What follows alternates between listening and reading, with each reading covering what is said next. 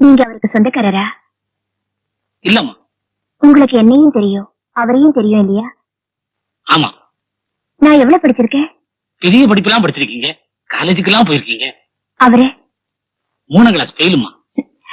இப்படி 3ஆம் கிளாஸ் படிச்சவரு என் மேல ஆசைப்படுறதுல ஏதாவது நியாயம் இருக்கா? ஏமா, எனக்கு எவ்வளவு சொத்து இருக்கும்? என்னம்மா அப்படி கேக்குறீங்க? இந்த ஊர்ல இருக்கிற சொத்துல பாதி சொத்து உங்களுக்கு தானேம்மா.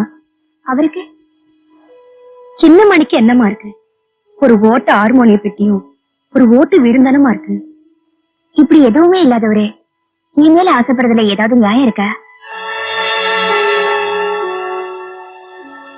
ஏன் பாட்டி, எனக்குன்னு அப்பா அம்மா எல்லாம் இருக்காங்கல்ல? ஆமாமா.